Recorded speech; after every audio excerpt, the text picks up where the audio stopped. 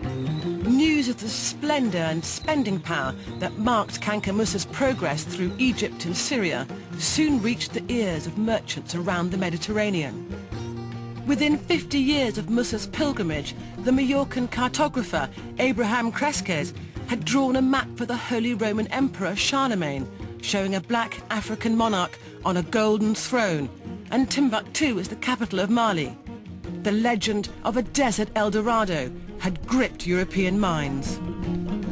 Kanka Musa brought Arabic professors back from Mecca to boost Timbuktu's scholarship, though it's said they proved to be no match for the city's own black African scholars. He also commissioned new buildings to grace Timbuktu, including a palace. Any sign of Kanka Musa's palace, which it said once stood somewhere here, have long since disappeared. The palace was designed for the king by the Andalusian architect Es-Saheli, who Kanka Musa brought back from his pilgrimage to Mecca. When the palace fell into disuse, the site became an abattoir, but one magnificent remnant of Kanka Musa's legacy remains. The Djinguereber Mosque was also designed by Es-Saheli.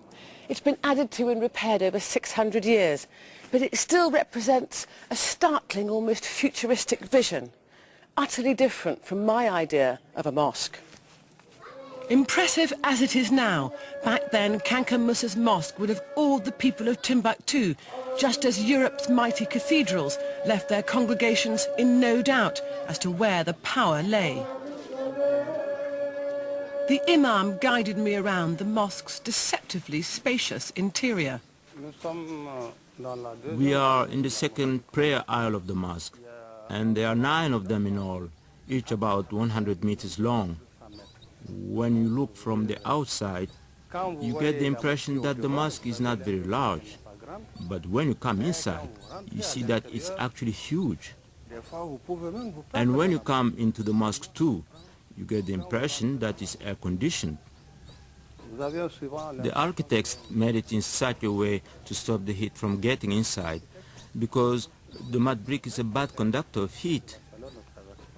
So the mosque always has the temperature of the early morning. Scholarship as much as trade was to drive Timbuktu's reputation. Timbuktu's scholars were avid in their pursuit of knowledge in every field.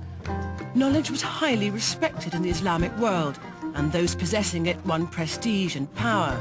With its professors and their prolific writings, Timbuktu was set to become the region's most important centre of learning. Ibn Battuta, the great Moroccan world traveller who voyaged as far as China and ancient Mali, visited Timbuktu in the 14th century. In his chronicles, he noted his impressions of the city, in particular the piety, tolerance, wisdom and justice of its inhabitants. You had so many books coming from Arabia, and because the people of Timbuktu had digested so much Islam, they were able to give it real meaning and accessibility for the people.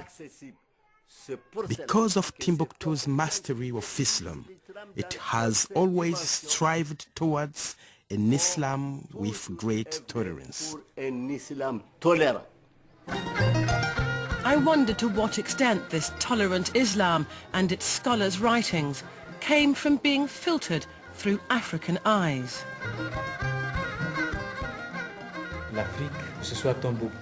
In Africa, in Timbuktu or anywhere else, there was already a culture there. So when Islam arrived, it mixed with the culture already in place. And that's what made Islam what it is in Timbuktu today. So you have the tendency of having one foot in Islam and the other foot in an occult world of African roots. The manuscripts represent, as a whole, the tools for the transmission of Islam. In fact, they only show the domination of Islam.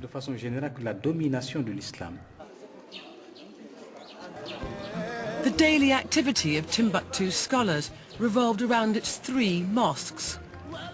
The Sankore Mosque is said to have been built in the 14th century by a wealthy Tuareg woman. Together with two other mosques, the Sidi Yahia and the Jingareber, they comprised what became known as Sankore University. The Sankore's rise was marked by an expanding scholastic community whose intellectual musings rapidly filled the libraries. It also signalled Timbuktu's golden age, ushered in during the last decades of the 15th century by yet another turn in the cycle of West African empires. The Songhai Empire was the most powerful yet. Its creator, Soni Ali Bear, reigned from his capital Gao over a landmass greater than Western Europe. Nominally a Muslim, Soni was also a champion of African traditions. He refused to allow his culture to be subsumed by Islam. If Timbuktu's scholars weren't willing to play to his tune, he soon let them know who was boss. The scholars and those in charge of the religious principles had to obey Soni. Otherwise, he would get rid of them. When he arrived in Timbuktu in January 1468, the scholars got scared and many fled to other towns and cities. But Soni Ali Bear was also a visionary and an idealist, a leader who today's historians might hail as the continent's first Pan-Africanist. Soni was a great visionary too. He wanted a united Africa, and furthermore, everywhere he conquered, he imposed his own language. For him, unity is the means of communication and a common language.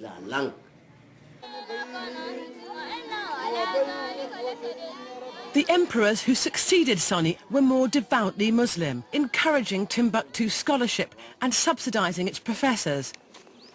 By the mid-1500s, the city's size and population eclipsed that of many European capitals, and the Sankore University was recognized as West Africa's preeminent center of Islamic knowledge.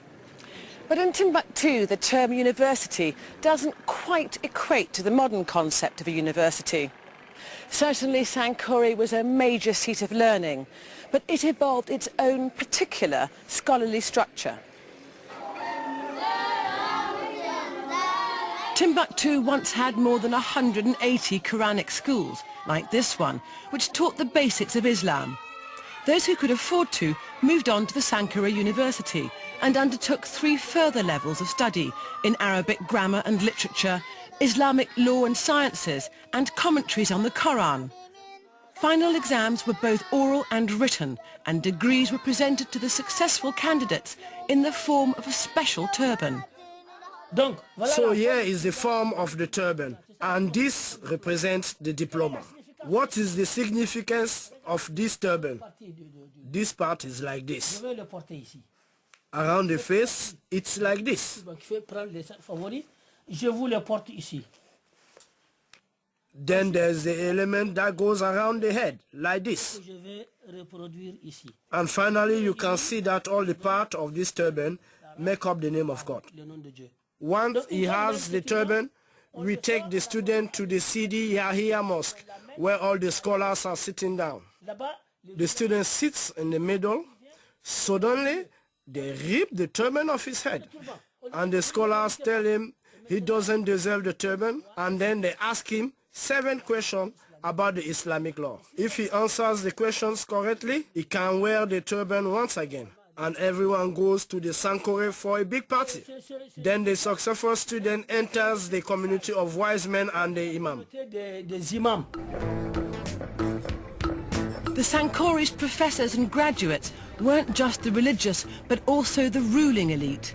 They were the lawmakers and the judges who governed every aspect of life. And though they lived among the people, they jealously guarded their power and kept the benefits of literacy to themselves. In the case of Timbuktu,